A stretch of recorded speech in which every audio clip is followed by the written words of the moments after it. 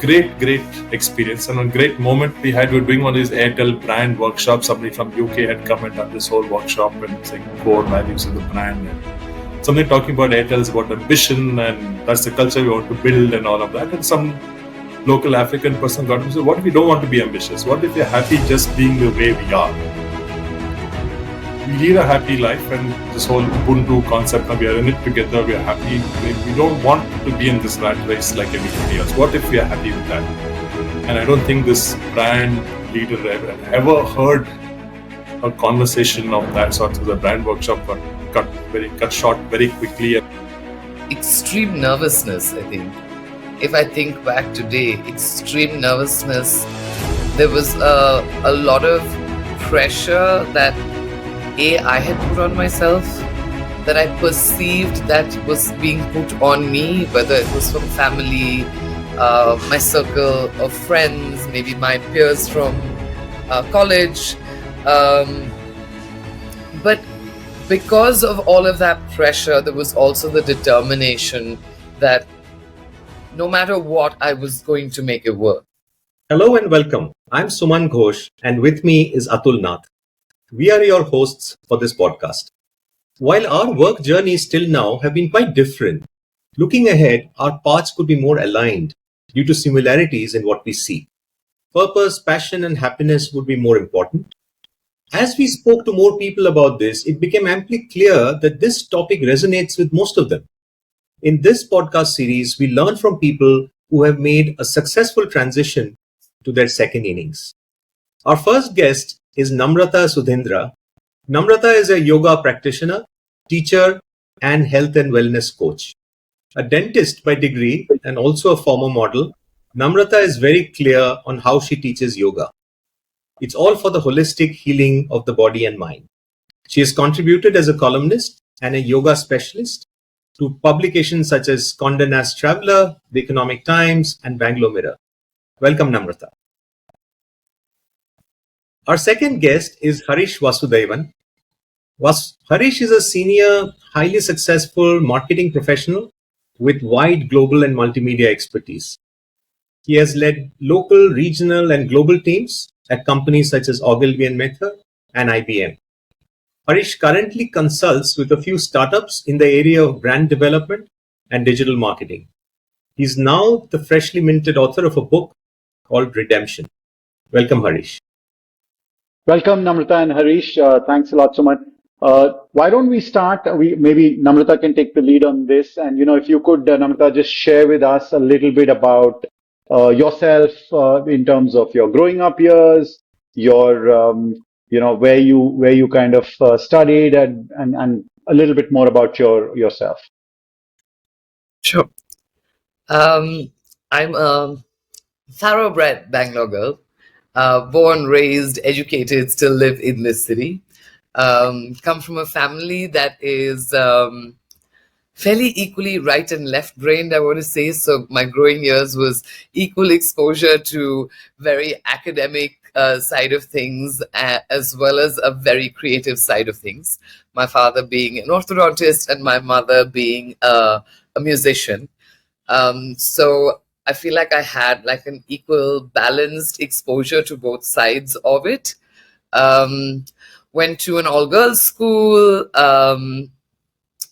At the same time, always had something else that I was doing. I played competitive table tennis growing up, was ranked under 2 for India under 12, played under 15, and then like a good South Indian girl, gave the sports up to focus on education as I came to the 10th grade. Did science again like a good South Indian Brahmin girl, and landed up becoming a dentist and following the footsteps of my father. The 5 years that I went into the study of dentistry was probably the most grounding experience that I got to have, because I went from convent education school, convent educated 11th and 12th, into a professional setup, which is, I think, just wildly eye-opening. It's a mixed bag of people that you're exposed to. And Just an interesting experience for me, I think. I enjoyed the process of studying the program completely, after which I practiced for 4.5 years at one of my professors from college, his practice. While doing that, we also did work on setting up a program that sadly we didn't get to launch, which I thought would have been quite applicable today, which would have been a dental insurance program that would have been able to be plugged across all dental practices across India. And then somewhere in the path of like working on this project, I began to realize that the idea of building that was beginning to feel more interesting and exciting to me than the actual practice of dentistry.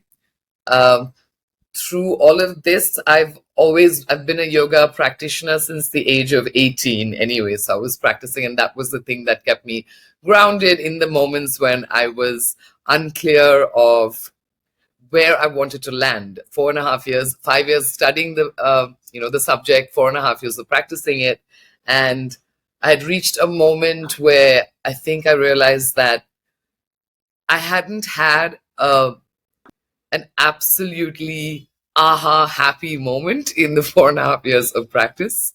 And I think that realization was my moment of saying, okay, this is not what I want to do for the rest of my life. Because as logical and reasonable as I can be, I do understand that every now and then you need that one moment that makes you feel like this was a good day, like what I'm doing is important to me. It gives me satisfaction. And the day I realized that dentistry was not giving that to me was my big moment of realizing that I needed to find what it was going to be. Short and concise, I suppose. That's interesting. What you're saying about not having had even a single aha moment or a wow moment. Um, Was there, and you also mentioned that you'd been a yoga practitioner since you were 18. Was there an aha or wow moment related to yoga in the same period of time? Because from 18 to 25, you were already practicing yoga and kind of, parallelly studying and then practicing dentistry. So was that a reason that you said, wait a minute, there are vows here, but there are no vows here? So was I that mean, the wows with the something over yoga there? were immediate. It was immediate. It happened from the first class that I went. And it was so satisfying that I would squeeze in any amount of free time that I had to be on the mat.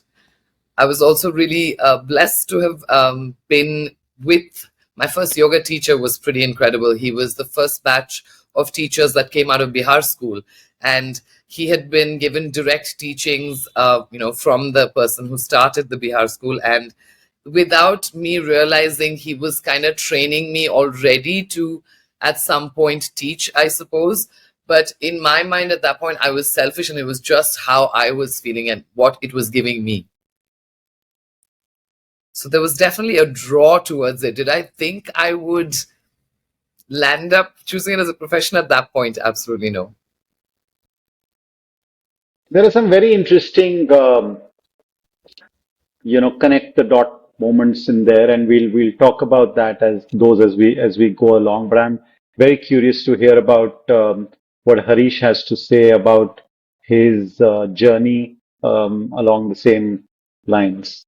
Sure. Thanks, Atul and Soman, for having me, and Namrata, great to meet you. So I am a Keralite, as you can make out from my accent. I was born in Kerala, but studied in Pune, and then later on, much later in Bombay. Then I graduated in from Bombay, and because I hated writing, I chose subjects that had the least amount of writing to do. So my subjects were physics, maths, and stats. So those required the least amount of writing long answers to questions. So that's what I graduated in, and then I decided that I didn't want to study anymore. And so my father, not knowing what to do with me, shipped me to Bangalore way then to work with his younger brother who was running a small business in Bangalore. So uh, but that would have been 1985, 86 sort of thing. And that was a different Bangalore quite clearly from everything that we see now. So I was here for a year and I completely hated this because my dad's father was doing some metal casting stuff, and there was really absolutely nothing to redeem about that experience. So then I called home and said, listen, I've done this, punishment over, can I come back? And then the only thing I could do was an MBA, which I then went to Pune and did my MBA in marketing. And I enjoyed, I suppose, in marketing, the sort of lack of structure and discipline stuff to do. So the only career that I thought I was suited for was advertising. And I went, no agencies came to campus interviews, at least not to the, I would say, second tier management schools in those days. So I went to Clarion and interviewed. I got a job there.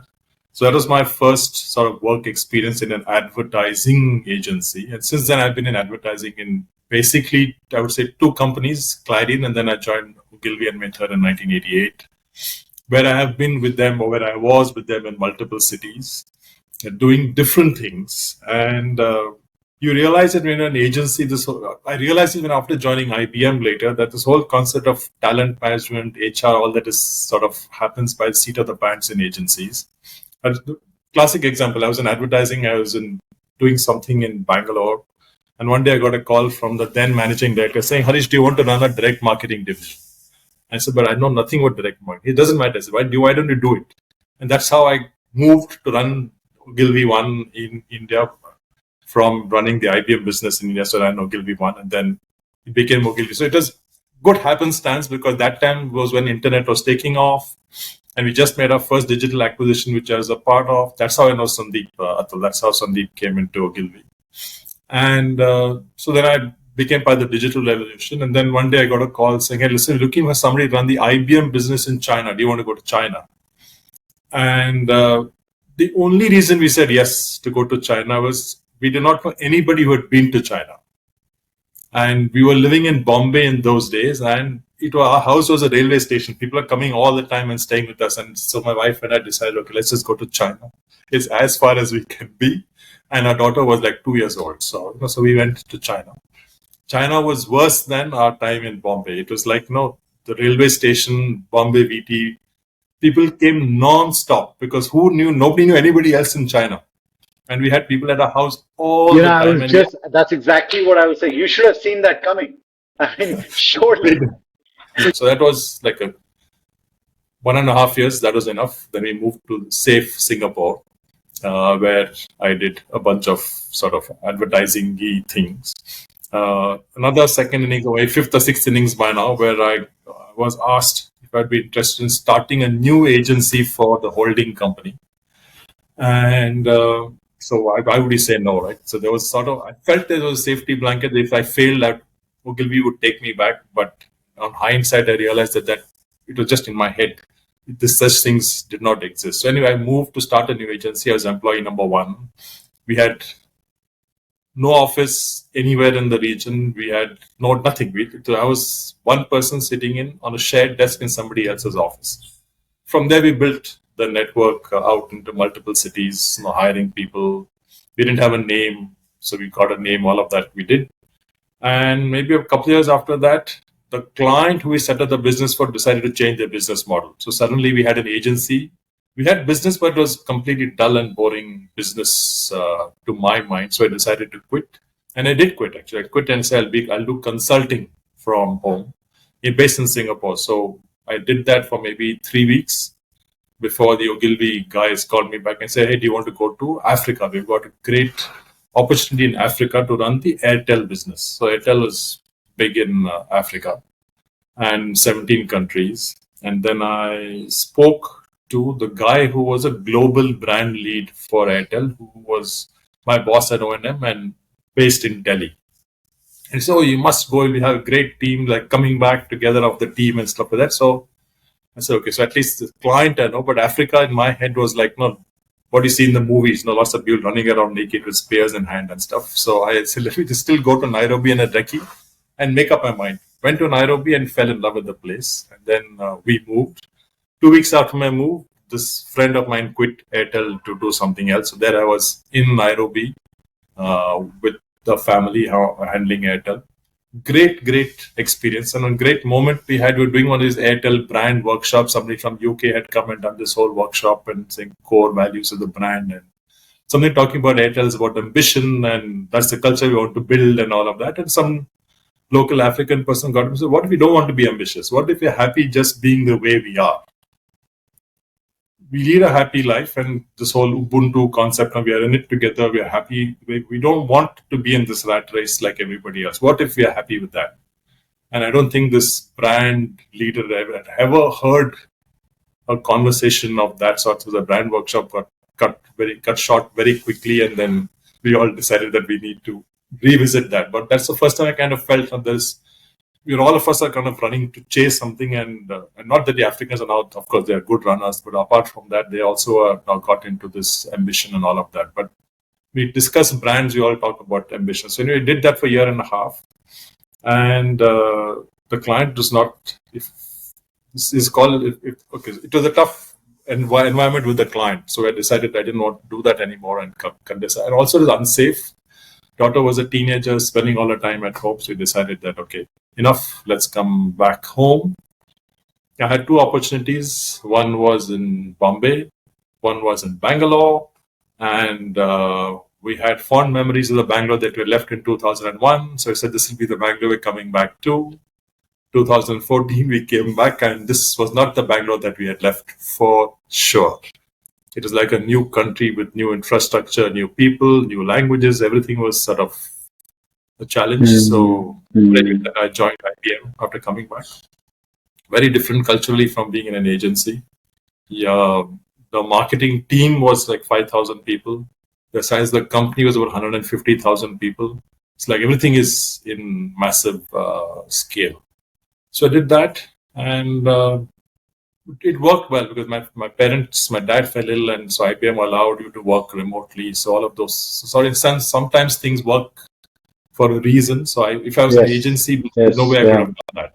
But I could keep going and coming to Chennai. It all worked beautifully. So I was turning 58. My daughter was graduating that year. So it all felt September she graduates, October I retire. So everything done. And so then I said, okay, so now I don't need to work anymore and decide what I want to do with my time, which is sort of what I'm doing now. Sorry, it's a long story. Yeah. It's fascinating long story, I would say. Harish, couple of things, I would definitely like to, for you to talk to us more about. One is that, you did mention that in Singapore, when you got out of that, actually, the first thing I'd love to know more about is when you set up that agency as a one-man thing. I mean, that's almost like an entrepreneurial career in that sense. In all senses, other than a paycheck, that's an entrepreneurial approach. And if I know anything about agencies, then that really would have been entrepreneurial, because in an agency, you're in any case left to your own devices. And when you're setting up from scratch, then even more so. So that would be an interesting, how did you kind of enjoy that? What was it that kind of found that you liked doing about that? The other is, you mentioned that after that little stint ended, you spent about 3 weeks doing some consulting work. Now, what was it that went through? That's the closest you came to being an entrepreneur in that sense prior to now. So what was it that, how did you kind of enjoy that? Those two things would be great to know a little more about.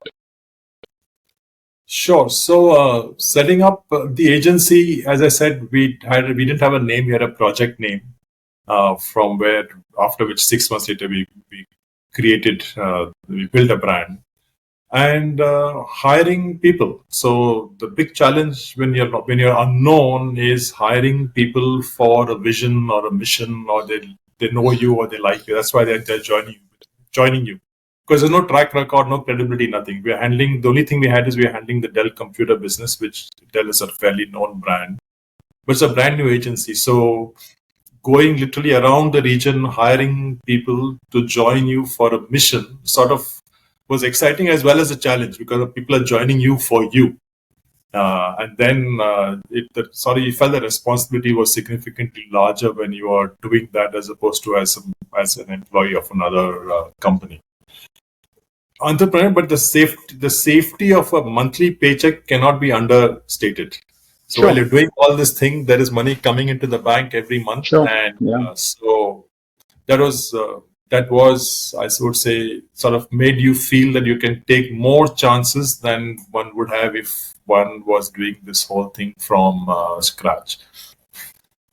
And to that extent, I guess when the Africa opportunity came across, then I mean that had enough of a wow factor to it after you kind of explored it. And going back to what Namrata was talking about, it finding the wow and the aha kind of moment, which is to some extent which all of us are looking for at some point or the other. And honestly, if I may for a moment share my own experience, that it isn't necessary that that wow moment or that aha moment comes through from being your own boss either. I mean, I can tell you in my own entrepreneurial journey, I've had multiple periods of time when the wow and the aha moment was not there. Much the opposite was there. Just because you're doing your own thing doesn't mean it's all great and exciting. It's not. And but it has to be there. I mean, Sure. if it has to be there. It can't be not there for an extended period of time. And if that happens, then you need to start looking for other things to do, which is frankly what I have done in my career, in my life. That if when I've not enjoyed my entrepreneurial journey for a period of time, I have looked for other things to do, and then I have kind of created projects and done them and so on. I don't want to put you on the spot, Harish, and but I do want to ask you that you've had a very long career, though if I was to see it in capsules of Bombay, China, Africa, and then Bangalore, and so on, then you could consider each of them as an innings. But did you at any time think about being an entrepreneur? Did you at any time say that, what, I could do something? So this 3-week thing also taught me that there's something that I should not do, which entrepreneurship is one of those things. Like I'm not built to go out do cold calling and people telling me no and all of those things. And when Namrata was saying the aha moments, also what struck me is that when I was in advertising, if you've been in advertising, you know that there's always a new campaign, there's a new client, there's a new crisis, and so it felt like I enjoyed all those moments of crisis and problem solving, and it felt like you're doing something meaningful. So that gave me the aha moments, and then the anxiety around where the next paycheck come from, which once one gets used to it, it is a hard drug to get off. So because I was getting the aha moments at work, I didn't look for it outside. Sure. I think I was just listening in. It was a fascinating story, both Namrata's and Harish. And at one level, it's very interesting. I mean, it seems like you've not had second innings, as in you didn't come out and took a plunge per se, but yet you had maybe 8-10 innings, right? And I think that thing which you mentioned about knowing what I don't want to do is also very important. It's very, very important. Yeah. Great. Namrata, I wanted to ask you, how was the actual shift like, right? So you moved from, it is a big shift, right? From being a dentist to starting your own yoga thing, and what I call the hot state versus the cold state. Cold state is all fine, the excels, the rationalization, all of that. But when you actually take the jump, it's never easy, and there's a lot of things that's going on inside of you. So do you want to talk a little bit about that? When you actually made the jump, what was it like? Extreme nervousness, I think. If I think back today, extreme nervousness. There was a lot of pressure that I had put on myself, that I perceived that was being put on me, whether it was from family, my circle of friends, maybe my peers from college. But because of all of that pressure, there was also the determination that no matter what, I was going to make it work. It came at its own prices on some level, I feel, where um, I I did have a sort of a burnout at 5 years into teaching because I was overdoing it. I was so, like blinkers on, going at it. I would wake up, I would start teaching at 5 in the morning, and I would end at 8 p.m. or 8:30 p.m. because I was trying to teach anyone and everyone who wanted to be a part of this, and I was driving across the city. Um, but I learned a I'm sorry. tremendous I'm amount in sorry. those 5 years. I can't. I'm sorry. I can't ignore the sheer irony of a yoga teacher running into burnout because she was overdoing it. Anyway, please carry on. I mean, at the end of it, this is still a business, right? Like, as much as it sounds all glorified, like, oh, it's wellness, you must be in this state of Zen permanently.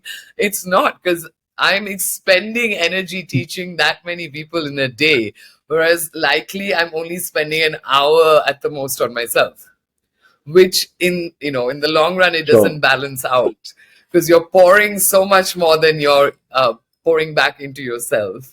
But that was a huge lesson. So at like 5 years into it, when it was my body that finally like broke down, and I had to kind of rework everything. Also, like look at how I wanted to now, because I had taught every type of person by then. I had gained a tremendous amount of experience. Also understood where I wanted to, what path I wanted to go down within this yoga and wellness space. Um, just a small note on, that idea of pressure. You would think that, as I'd mentioned, my dad is the dentist in the family, and when I did break the news to my family, the person that was least disappointed, or in fact, I should rephrase that and say most supportive of that decision, was my father. He's like, I get it. If you don't want to be a dentist, it's completely fine. But what do you want to do? Like, that was the only question. Wow. What are you going to do Wow. next? He, and Mm. not even for a minute, made me feel bad about that choice that I was making. Just stood in my corner and said, but you need to figure it out. Like, there is no sitting around and just whiling time away. And that definitely helped me keep the momentum, because I also came into the yoga business before it's the current buzzword. Like, I'm sure all of you meet plenty of yoga teachers, or at least see enough yoga studios in and around wherever you live. There's a huge buzz in that space today, and 20 years ago it wasn't the case. Also, people didn't appreciate the commitment it took to be a teacher that knew what they were doing, the amount of time and energy that was spent to educate yourself, to learn to learn the different approaches, to know how to deal with person to person. And as much as they wanted all of the energy and how they felt at the end of the 60 minutes, there was a huge question about what the cost of those 60 minutes should be, which I'm happy to say, in the last at least 10 years, the perception of that has changed. That was also, I think, quite challenging, walking away from a career that potentially would have had me set up and sorted in a small amount of time, to now going into a career Yeah. where there were no defined rules to play within. Yeah, like, I set my own rules as I continue to work, which was interesting and Mm. on some days scary. Mm. Going back for a moment, you mentioned about your father's reaction, and very much connected to the hot state and cold state that Suman was talking about. Did you expect him to be all right and cool with it? I think I was definitely a little worried, for sure, because it was his legacy, right? It was a self-built practice. He's done phenomenally well for himself. I had everything set up and ready to be handed to me, and I was choosing the hard path. And I think even if I think that was my fear, like that would be his argument with me or the conversation with me.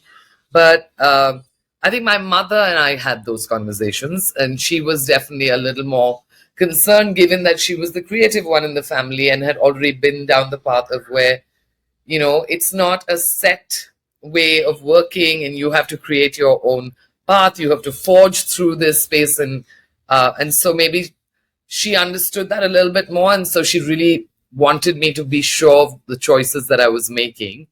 My dad, yeah, I mean, the minute I told them, was on my side. There was no question. He heard me out, and he's like, great, I understand what you're saying, but what next? So Yeah. one quick question: how long? You said that was the hard part. How long did it take from the time you took the plunge, to actually become a little less hard? And how much was that time compared to what you thought it would be when you actually took the plunge? If I'm being perfectly honest, I don't think I had thought of that question of like, how long is it going to be hard? Is it? How long is, I don't think that was the thought process. It was more of, I know how I feel when I do this. And like I was saying, like when I started initially, I was teaching as many classes as I was.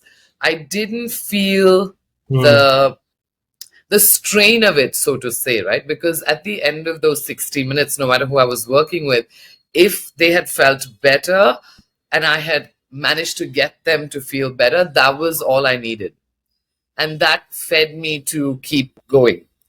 To answer your question, I think the first 6 years were definitely challenging, because it was something entirely new. Monetarily, it wasn't the most rewarding situation to be in, which meant that through those 6 years, I was also running a business at the same time. So I was juggling both things. But at the end of that, when I got to a place where we shut the business down because it was either closing or expansion, and I finally felt at that stage that I was equipped enough, I was ready enough, also self-assured enough that I could do this, and I went full-time then, which was 7 years later. So Harish, let me to you. Yeah. Sure. Yes. I think since you're talking emotion, let me come to you. What struck me as quite unique was, many careers, right, within that one career. So a lot of entrepreneurship is about risk taking. Now, even within those companies, moving from China to Africa to Bombay and so many places, I'm sure that a lot of them came with a fair bit of risk, right? Like starting up an agency with one person. Would you like to talk about that? I mean, what kind of emotions were going through? Is it the temperament that, and I'm sure many of them were more pull factors rather than push factors. You would get something and grab it and go with it, right? So the idea being is, what kind of learnings or unlearnings does one need to do as they keep evolving? Good question, Suman. I think the first thing is that the stage in life, that the kind of risks you take obviously changes a lot. For example, I would say the first thing was when we moved from here to China, which is Beijing, not Shanghai, which is hardcore mainland China. Our daughter was 2 years old. And I was relatively sort of early in my career, and the managing director here had said, hey, this is an opportunity, why don't you go there? So in a sense, I felt that from a family unit perspective, the risk was relatively low, because I think once your child turns 10, 11, 12, then it becomes harder to make these moves for their education purposes. So from a unit perspective, that was okay. The risk, for me, the risk was if I saw it as an opportunity. I mean, China was this big thing, and now I'm talking, of course, 2001. So we all knew of China, not know as much about China then as we knew today, but it was clearly a large economy on the upswing, and it was continued to work with Ogilvy. So that was that continuity, and there was working on the IBM business. So there were two sort of stable Right. factors in the midst of going into the unknown. And for me, the risk at that point in time was largely I saw it largely as personal risk. There was no professional risk in that sense. It was largely in the personal front of, will the family adjust, and will they get decent schools and all of that. So when I went to Africa, there was, I would say, the professional risk became sort of more than the personal risk. That extent, what I meant is, I was in Singapore, advanced economy, digital, everything is like really cutting edge. Africa was like going back to advertising like India was in the late 80s. The professional risk for me was, I go there, and then if I want to leave Africa to come, say, to India or somewhere else, would I have lost the skills in those 2 years where they went? And then coming back to India was family reasons. We had to come back. All of us have parents and look after parents, and all those things obviously weigh in any decision you make as you grow older. One of the things that we've found a lot of people talk about is that when you make decisions of the nature that we're talking about, which are um, um, substantially life-altering decisions, one of the big factors that affects all of us is the how should I put this? The reversibility of the decision. Was there a point at which where you said that now, even if I don't do yoga as a space, I may go on to being an entrepreneur of a different nature, but I won't go back to being a dentist? Was it like that? Or was there a possibility that you could go back to being a dentist? I think initial few years, that door was definitely a two-way, right?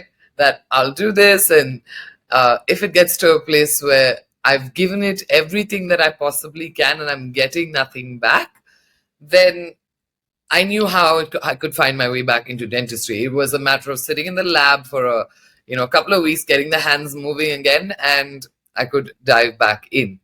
I think a little later, say at that 6-7 years, when I realized, and I went full time into it, I knew that at some point, if I did tire of it, and I think it's kind of naturally happened in the way I've done things. Like I have a lot more.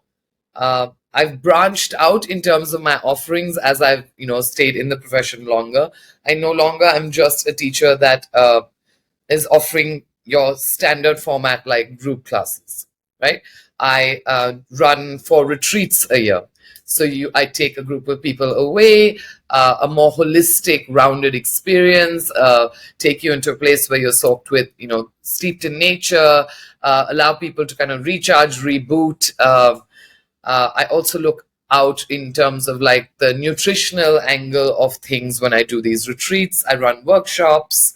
And so I think I'll always be entrepreneurial in terms of I'll find different streams within this yoga and wellness space. I don't think it will always just be an asana practice. But interestingly, I feel like I have been able to take that knowledge into what I'm doing today as well. Because as part of my process of studying to be a dentist, I did have to study anatomy, physiology, biochemistry. There were so many subjects that I studied, so the first 2 years are very similar to what medical students study, right? So we are in the lab with the cadaver, you're doing the dissection. So all of that knowledge holds me in good stead when I'm working with someone on a mat, in terms of I understand how the musculature works, I understand the skeletal system. With the breath, I understand how it's impacting the brain. All of these terms are so much more familiar to me that I feel like I grasp that knowledge. I absorb it so much better, I think, because of this prior knowledge. This thing about you can only connect the dots looking backward. I mean, now that you mention this, I find it fascinating that who would think that even dentistry and yoga, actually there's a lot of connection, right? In the sense you need to understand, those that knowledge which you got early years is actually Yeah. helping you, right? And I mean, I can Great. keep going actually. Like breath has such Yeah. a significant part of it. Yeah. The way you Yeah. breathe and your oral cavity are completely connected. And I understand Wow. both really well. And so I know how to, like, when I hit a problem, I understand it from the perspective of a dentist as well as I'm understanding it from the perspective of what the yoga science is saying. But yeah, I mean, it's Yeah. fascinating. I'm enjoying the way, the dots continue to keep connecting as I keep going. That's Let's talk a bit about the passion part, the purpose part. So, Harish, for you, it seems you were very clear as to what you did not want to do, right? Did you also have a fair bit of clarity on what is it that you wanted to do, which is nothing but the purpose? I mean, was there a common thread across all the stuff that you were doing? Different innings. So professionally speaking, the thing I knew obviously was this space of advertising, marketing, professional consulting, coaching. That in that space in the area of marketing, that much professionally I knew that. Personally, also what I found is that I enjoyed the process of solving problems. It's also obviously connected to the professionals. That's what I enjoyed. I did not enjoy the going out, doing cold calling and trying to drum up business. Those are not things that I enjoyed. So even when I was responsible for new business in Africa, the part where I actually putting together a plan and helping clients solve it, that's the bit that I enjoyed. So anything that took away from that part of what I was doing, I found that less interesting than actually doing it. So therefore, this whole consulting piece for me was that was the challenge that I had then, and over the last couple of years also something that I'm struggling with. And of course, the other thing of the classic, if you're an employee, every first week of every month, there is your bank balance has jumped up by a certain amount of money. And there's certain sort of satisfaction about that. And I don't know about anybody else, but at least I know that in my case, that typically speaking, what happens is that your expenses rise to keep pace with the amount of money that you're making. Sometimes it even overtakes that. And then when you suddenly move away from that to being an entrepreneur, then the ability to scale back expenses is dramatically harder than as the ease with which it grows. It doesn't come back as easily as that. So the anxiety around that, which why I said for me, the timing of education, daughter's education over, so that's a big expense, obviously. House is another big expense. So those bits I kind of took care of. So to mitigate those risks, so that when I decided to do things that I'm doing now, the anxiety levels are not as much as they would have been if I'd done this, say, 10 years ago or 15 years ago. So the passion for me comes from is actually the work that I'm doing and making sure that I enjoy it. Because again, as Namrata said, there are in our dentistry thing, we are very busy. Even when I started a yoga thing, very busy. But at some point I say I'm very busy doing what I like. But too much of a good thing also sort of is not something that you enjoy. So I suppose that balance of knowing what keeps me happy mentally was an important piece in deciding what I do. So let's go one layer deeper in that, especially now. Let's only layer ahead. There's nothing. There's no Coming. depth. It's coming. Don't worry. Don't worry. It's coming. Which is that about now, right? Now that you've kind of relatively recently moved on from your career in marketing and advertising and communication into now having a real choice of this is what I want to do, this is what I want to pursue. So there I would assume that you would now want to do what you enjoy doing, which is somewhere your passion, somewhere related to your purpose. So how did you kind of discover that? How did you kind of figure out what do I want to do, what drives me, what's the space I'd like to do stuff? So as I said, I spent all my entire working life doing this, which is advertising, marketing, all of that. And I was looking at, curiously, some correspondence that I had started maybe a couple of years ago I said, suppose I gave up, stopped all of this and did something completely different. And the area that I was really interested in 2 years ago, even now I am, but not as much as I was 2 years ago, was this whole VC world. The investments they're making in these .coms, just trying to understand how do they decide what company to invest behind.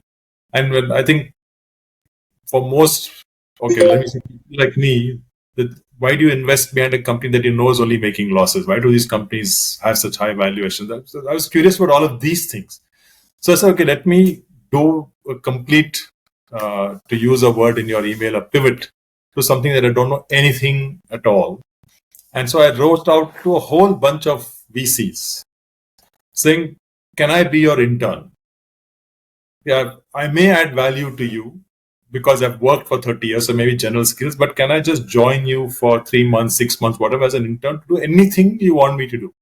I even sent all these people pictures of the famous Robert De Niro and Hathaway movie called The Intern, saying, imagine this. This is what I want to do with you. And of course, most people just ignored and didn't bother to respond. So then I said, okay, that's something that I was really interested in doing. And so then I fell back to what I knew best. And then I tried to leverage that a bit in, of course, everybody who's 60 years old wants to do teaching, coaching, mentoring, all of these things, write a book. So I ticked all those boxes and I decided I will now teach. And so I taught a class with teaching was something that I was interested in doing, but that's something that one did when one was working everywhere. Interested in teaching, I took it up. I did many guest lectures and a full curriculum. It's bloody hard work. That's the one thing that I realize. And yeah, I can assume so. The kids of today, man, the kids of today are not like the kids of when I was a kid. So they're only concerned about exams and job and all of that. So the thing what is it called? The dream that you have of being a teacher and people are coming for learning something and you're actually sharing your knowledge and your experience is rightfully so not how it translates in real life, because they are really concerned about will I have a job and what happens and is this what you're teaching going to come in my exam? And so the questions become quite different from what you end up going to do. So I found that didn't give me the joy that I was looking for from teaching. So as I said, there's no money in teaching at all. So you're only doing it because you like it. And if even that is not coming back from kids, I decided that I do teaching in the form of guest lectures and stuff like that, but not a full curriculum. Sort of trying things or tried to want to do what the VC thing was, didn't work out. Then do the teaching thing. Maybe I'll do it some point in time later in life. Yeah, but it's interesting how you kind of talked about trying things. And one of the things that I found in my experience over the years of this whole passion business is that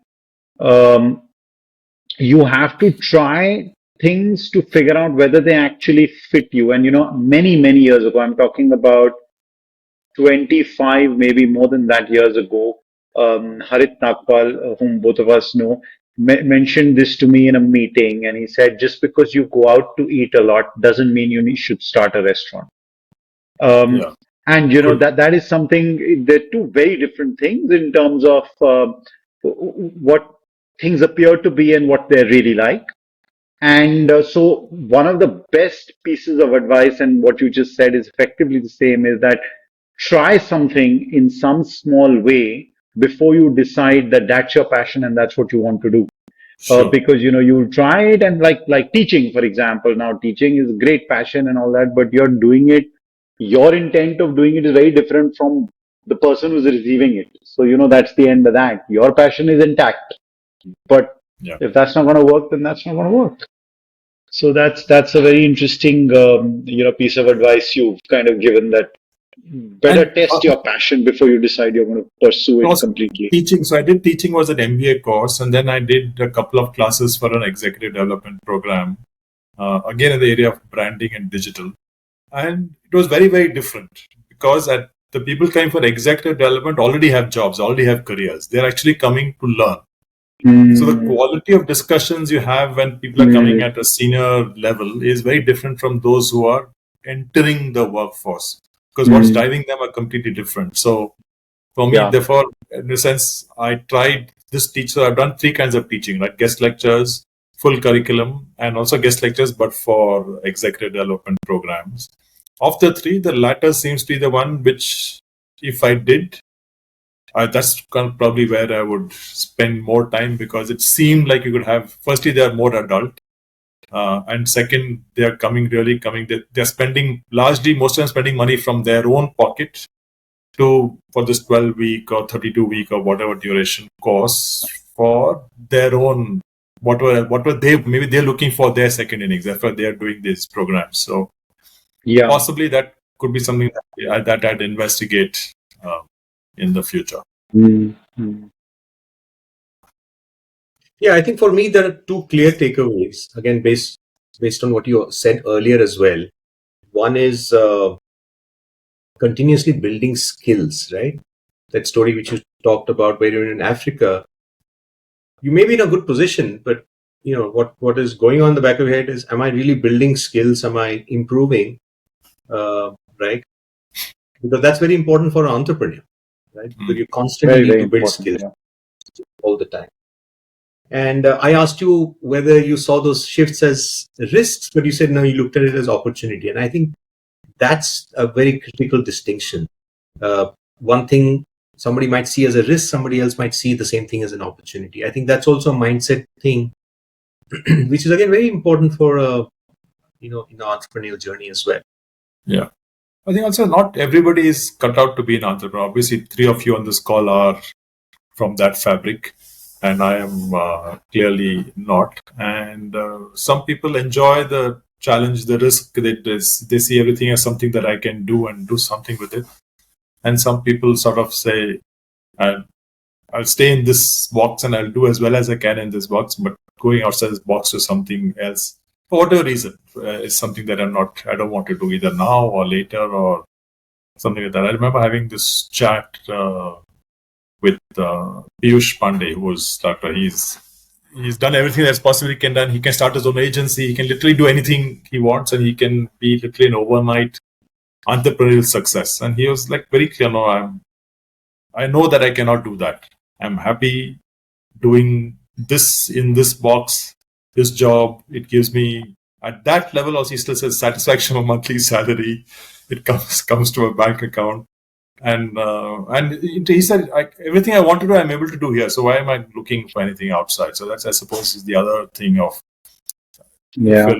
if your excitement is being met where you are, then do you really need to go out for something else unless something else?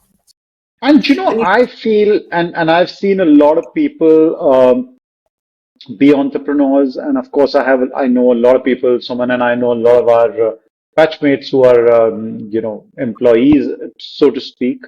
But in the last 20 years, Harish, I've seen both of these things change tremendously.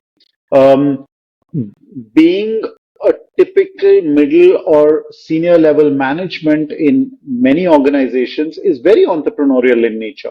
Like you're saying, Piyush said, that I'm getting everything I want here.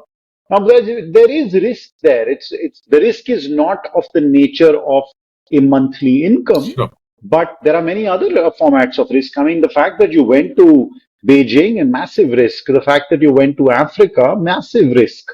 I mean, yes, there are backups to the risk, fair enough, but these are all massive risks.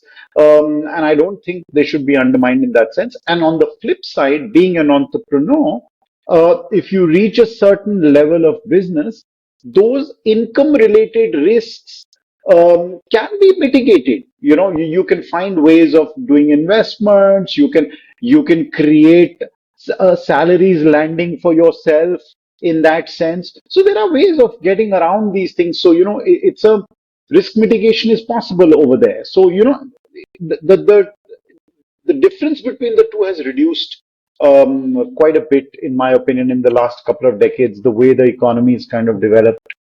Specifically, I'm talking about India.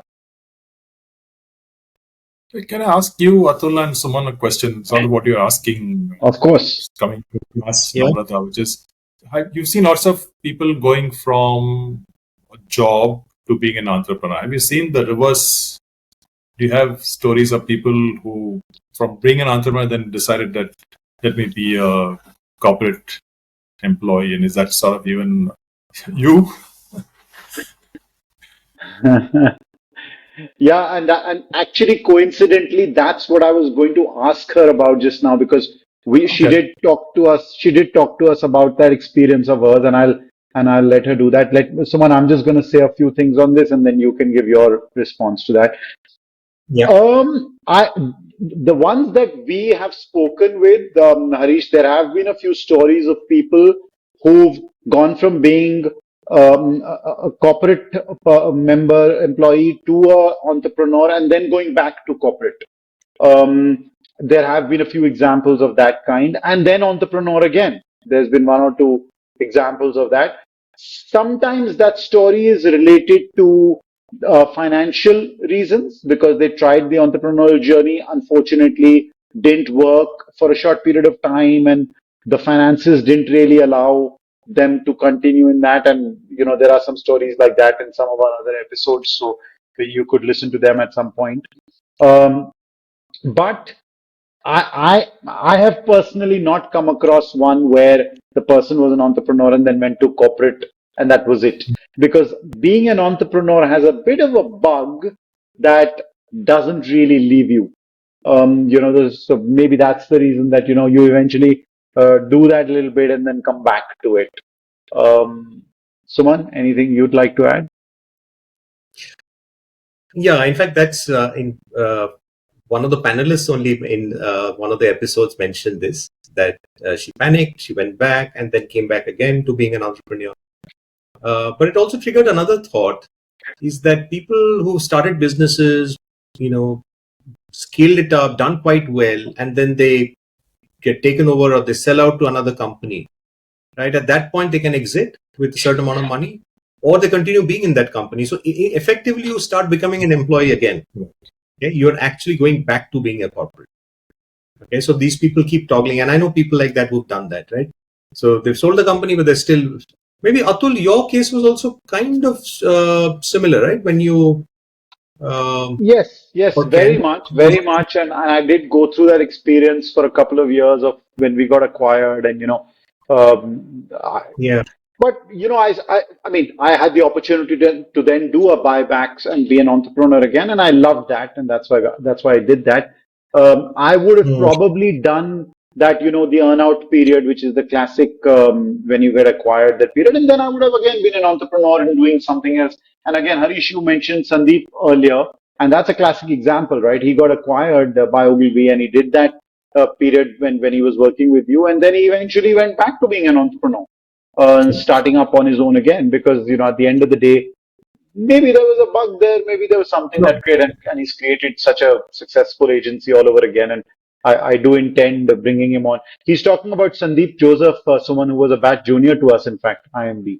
So okay. he who lives in KL in Malaysia now, and he started a very successful agency. Let's come to Namrata. Tell us a little bit, Namrata, about going back to Well, I can't really your say I went back story into a and your corporate experience, please. situation, but First I hand. think it kind of goes back to something Harish was saying earlier.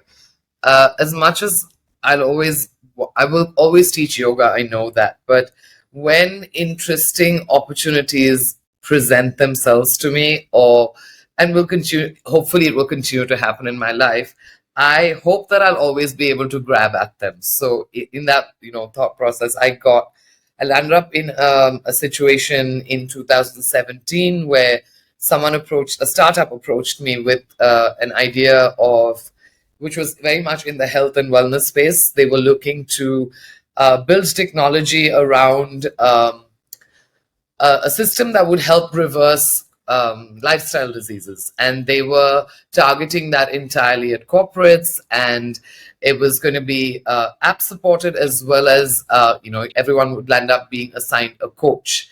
And that was an exciting 11 months for me. Yeah, as much as I continue to teach yoga through that, because that was part of the deal that I worked with them, that I will show up slightly later, I will leave a little earlier, but I will make sure I get the work done in the hours that I'm there.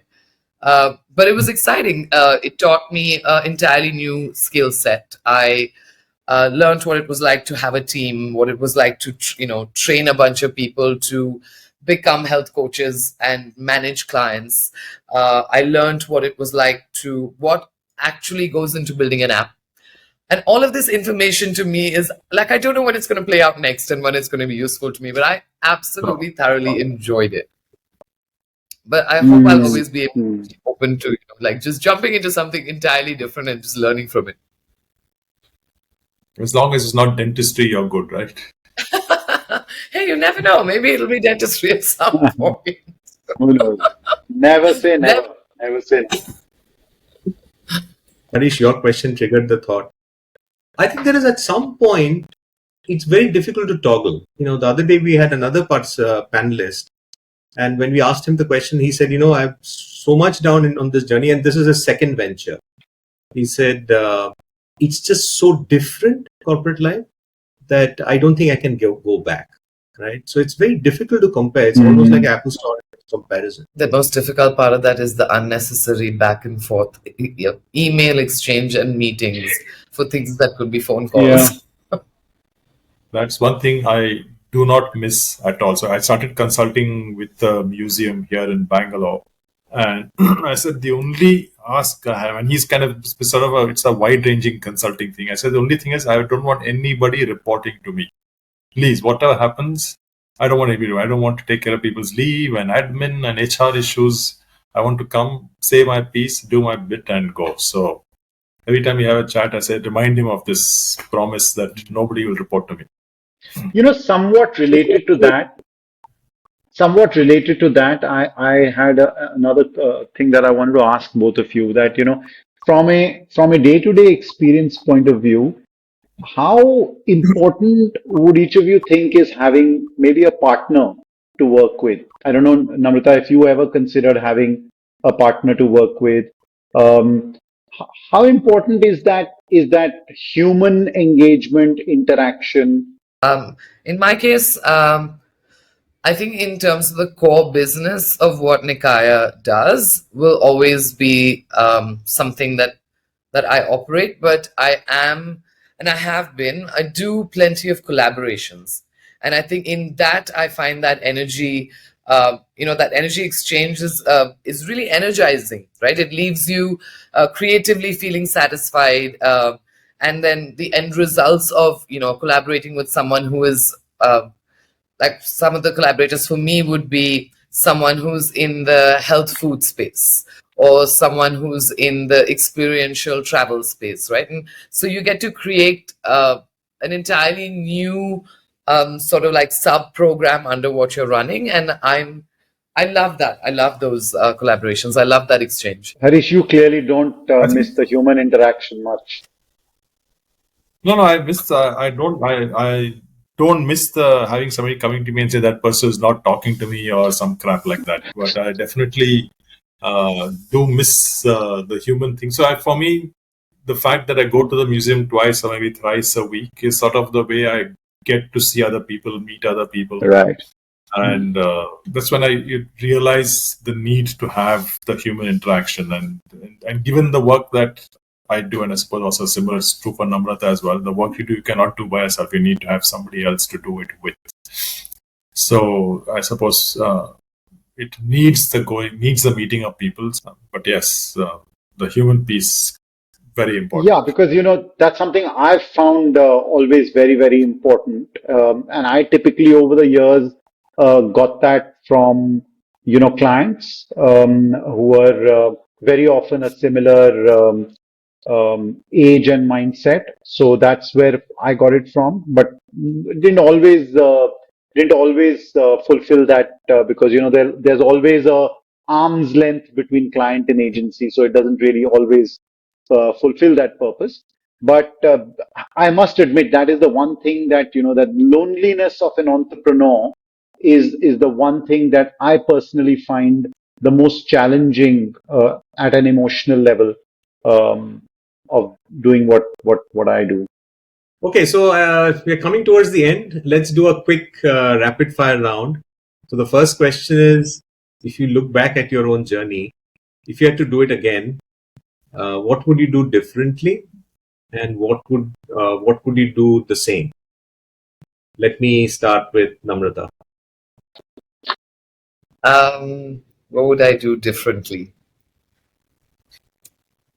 I think I'd take more chances. I would.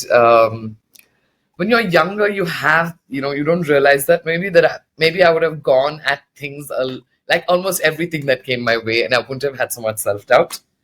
Would I would do the same? Make the choices and be where I am. Make the choice to be in this health and wellness space and yoga. Great. Harish, how about you? It's interesting you asked this question because just a few hours earlier, I was at the museum in a meeting, and so the founder was there, and there were two other people who work at the museum and myself. So four of us sitting in chat, talking about this new generation. Okay, and the average age of the museum is some 23 or something like that. So they're all very young folks, and the founder was saying, these people, they don't take responsibility, and the more you put pressure on them, they quit, drop of a hat and things like that. And then one of the other persons sitting in the room said, no, and the other two people are in their early 30s. It's not like they were these grand old wise people either. And so they were saying, when we were growing up, your choices were sort of limited. Your parents said do A, B, C, D, and they sort of lay the path. Either they told you explicitly, or you just assumed that was what you would do. So you just did that. And so I suppose this generation is sort of that generation which is saying that, exactly as Namrata was saying, that they can take the risk. They don't have to take crap from anybody anywhere. They can say, I don't like this. I think they are happy to explore opportunities that come their way for fear of missing out something that's exciting. So I think the next generation can take greater chances, be more free to fly and take risks. So it's interesting. Yeah, there's this whole the dichotomy of many versus less, or less versus many, depth versus width. It's fascinating in itself. also, I think when I was coming into the workforce, the choices were not so many. Right now, you hear of jobs that you never even imagined was a job, that people would pay you for it and you could live off it. But now there are so many more opportunities, and geography is not a limitation. So I think, and people are grabbing it. I think one is to know the opportunity is there, second is to grab it. So let's wrap up. I just want to thank both of you, Harish and Namrata, for sharing all your experiences. And, like we always say that sharing experiences has obviously, one wants to share and talk, but the tough part about all that always is the vulnerability that comes with it. And I really want to appreciate both of you for having been vulnerable, having shared openly. And the space is such that it brings out emotions and bits of yourself that you may otherwise not do in a normal situation. But I will say that it's also very, very useful for people, because these are conversations which very often you don't do one-on-one. People don't really get to hear of experiences of people like you guys, and so it's very useful for people. Thank you, Atul. Thank you, Suman. It was a good conversation, and Namrata, it was great to meet you and hear your story as well. Second innings is I think is much needed. Everybody's looking for their second innings, and if this podcast helps people kind of identify their second or third or fourth innings, it's great.